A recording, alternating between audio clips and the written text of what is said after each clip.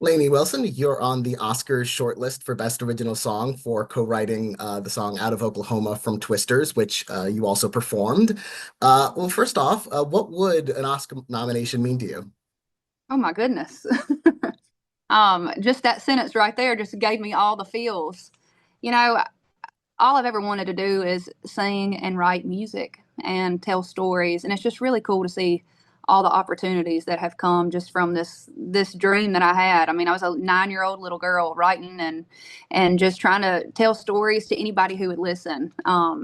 It's cool that I'm able to share my gift and possibly have the opportunity to be nominated for an Oscar. I don't think I'll ever get used to the sound of that.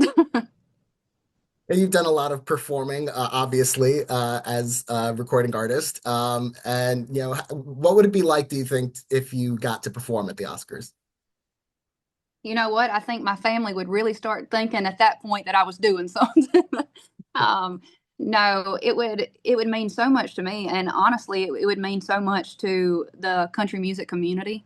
Country music is definitely having its moment right now, and I'm very proud to be a part of that movement. I feel like when you listen to all the country songs right now, everybody looks different and sounds different and comes from a different walk of life and has a different journey. And it just goes back to the love for storytelling and the love for feeling something and making people feel something. So it would mean it would mean a lot, and it would mean a lot too, just for me to be, all these little boys and little girls tuning in and watching and being like, this girl came from a town of 180 people and followed her dreams and didn't let anything stand in her way. And I just want folks to know that, if you don't give up and you roll your sleeves up and you just don't take no for an answer, that the sky's the limit. There's no telling what you can do. So that'd be pretty cool, Daniel. That'd be pretty cool.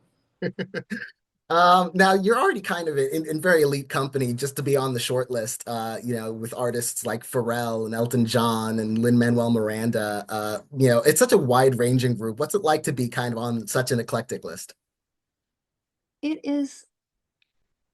So when I saw the short list and I was just going down and I was like, holy moly, I cannot believe the company that I'm in. Like my name is being mentioned in the same sentence as Elton John. I don't get much cooler than that.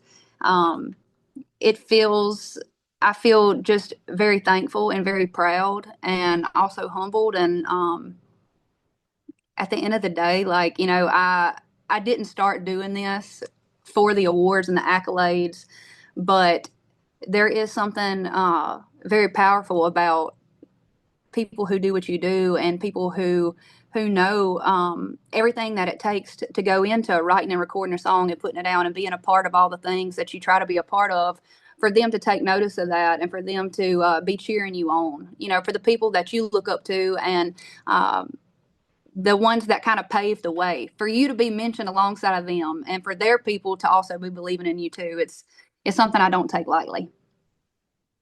So, how did the opportunity come to write the song Out of Oklahoma for the film Twisters? So it was last January.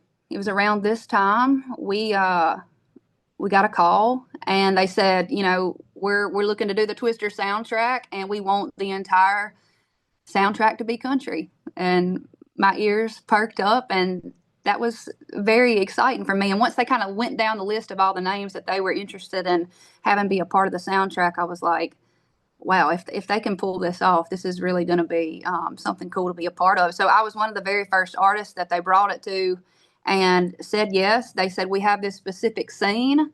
Um, I flew out to LA and they showed me the scene of Kate going back home to Oklahoma. And they said, do you think that you could write something that really kind of captures the emotion and the feeling that Kate's having on her ride home?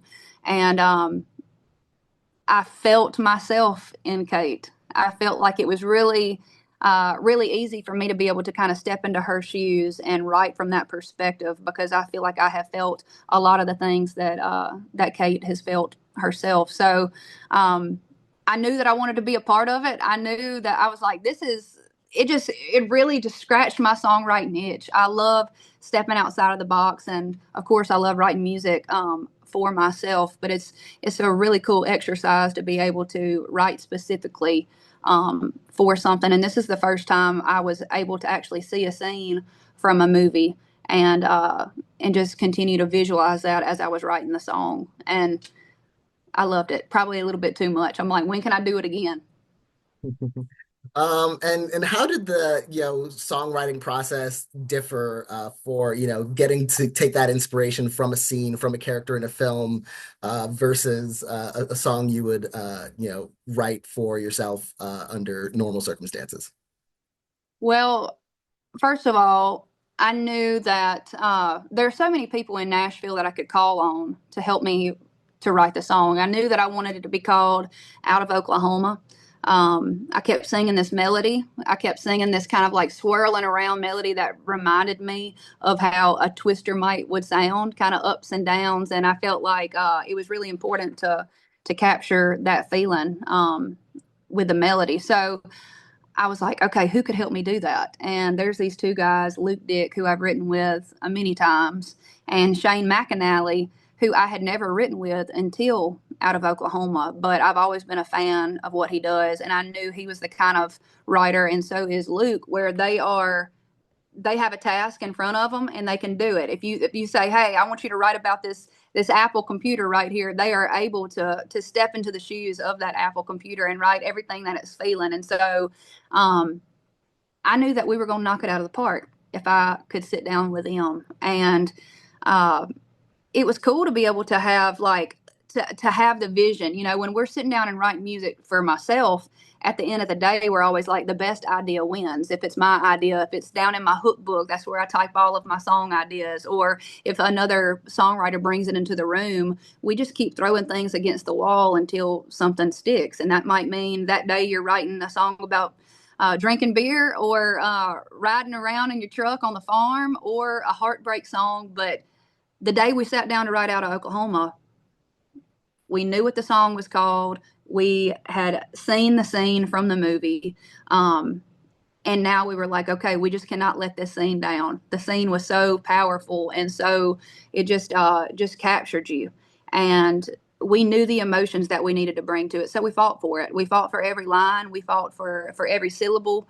And then Luke Dick, he did the track and it just after hours and hours of being in there and just making sure we were fighting tooth and nail for every part of it, we felt like, okay, now we can present this to the Twisters team and see if this is what they were thinking. And thankfully, we got it on the first try. And you mentioned country music having its moments, and we really saw that with the release of the Twister soundtrack, how well it did on the charts. It was very well received. It's nominated for a Grammy. Like what were your feelings about how that whole project came together, how that whole collection of songs from different artists? I was very proud to be a part of the project. A lot of these people on the project are my friends. Some of them are my mentors, and some are newer artists that I'm just a fan of. And so um, it was cool for me to be able to be like, man, people are going to be sitting in this movie theater, and they're going to hear some of their favorite new country artists or ones that have been around for a minute. And I felt like I was just in good company. So I got to watch the movie, and I was so proud of the way the soundtrack just like flowed and everything that I kind of forgot that I was a part of it. Like I was so just like sucked into all of it. They placed it exactly where it needed to go, and it was seamless. And so very proud. Now you've had awards experience yourself. You've been very fortunate. ACM Awards, CMA Awards. You hosted the CMA Awards this past fall with Peyton Manning and Luke Bryan. Uh, what was that experience like? And how nervous were you, or were you nervous? Like what was going through your head for that experience? Well, they're just a good time to be around. And so I knew that they were going to give me a run for my money, but I was going to give them a run for their money too. And it was great. I felt like our personalities just kind of bounced off of each other. And Luke Bryan's been a friend of mine for a few years now, and Peyton Manning is a new friend of mine. But I tell you what, Peyton Manning loves his country music. He has been a fan of it for as long as he can remember, and you can feel that. You can feel from both of those guys how much the genre really means to them, and for them to be okay with letting me share the stage with them. I was like, boys, I'm gonna give you a hard time, but it's gonna be fun. And Conan O'Brien's hosting the Oscars, which of course is very different kind of situation than hosting the CMA Awards, very different kind of tones to the shows. But do you have any advice from one host to another? Oh my gosh. Well, make sure your vision's good. So when you're getting ready to read the teleprompter, I had to go get LASIK surgery after that when I was like, oh my gosh, you're squinting, trying to figure out exactly what it's saying. You don't want to mispronounce somebody's name. That's awful. Thankfully, I didn't do that. So yeah, I think take a deep breath. At the end of the day, it's just a big old celebration anyway, and everybody that's there is there to enjoy their night, and everybody watching wants to feel like they're a part of it. So just invite everybody into your space, and let your hair down. You're nominated also this year for a Grammy for Best Country Album for Whirlwind, and you won that category last year for Bell Bottom Country, which was your first Grammy. What was that experience like? What were you thinking when you won that? It's really still kind of hard for me to wrap my head around, to be honest. Like I said earlier, I did not start writing music at 9 years old just to bring home the trophy. But there is something really cool about feeling uh, respected. You know, like everybody wants to feel that, and I've worked so hard and so long. I've been in Nashville now for 13 years. I moved here in a little camper trailer and a Flagstaff bumper pool, and just like anybody who is chasing something, like you have to just continue kicking barn doors down and not taking no for an answer, and somehow turning those no's into yeses. And so, for me, that just felt like it felt like a win for me and my team, me and my fans. It felt like a win for me and my family because they were the ones that believed in me before anybody. For me and my community that I've built here in Nashville, my songwriters, my management, you name it. It was a win for everybody who had anything to do with this.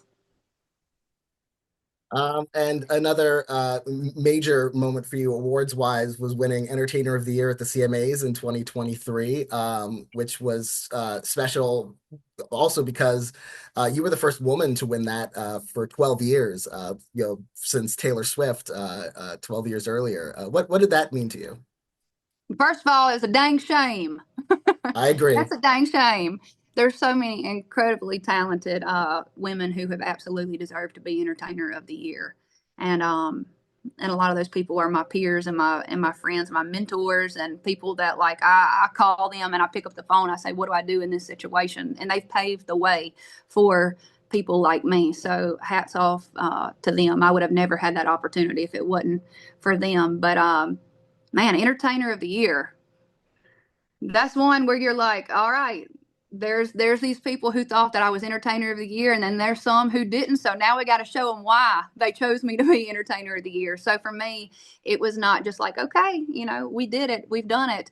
For me, it was like, all right, now the hard work begins. Let's put a show together that shows why why people thought that we could be Entertainer of the Year. And I think that we did that this past year. We played tons of shows. We played Australia, UK, Europe.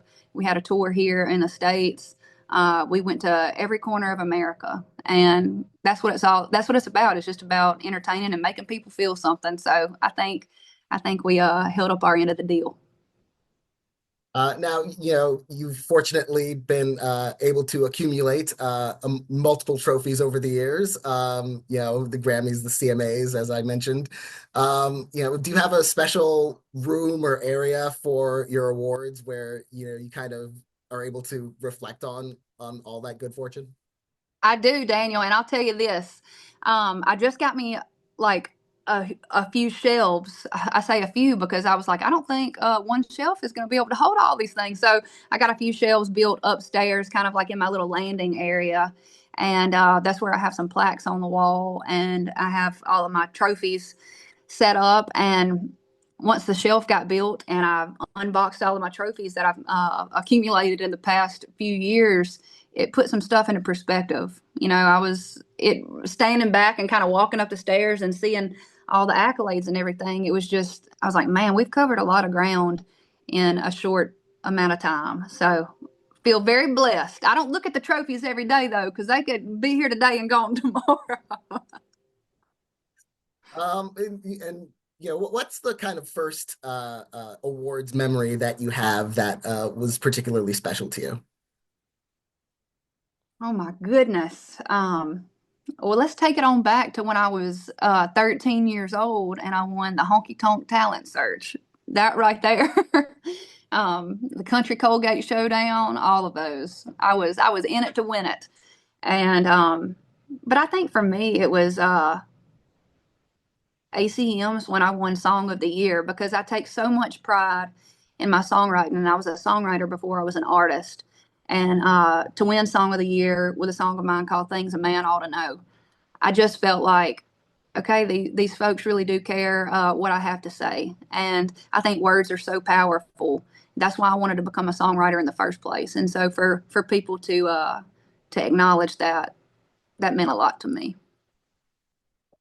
Well, I want to congratulate you again on all the success you've had on Out of Oklahoma from Twisters. Knock on wood, that you make it to the Oscars. And hopefully you'll have to buy yourself a few more shelves over the years. Wouldn't that be Uh, something? Thank you very much for talking with me. It's been a Thank pleasure. you, friend. It was nice to meet you.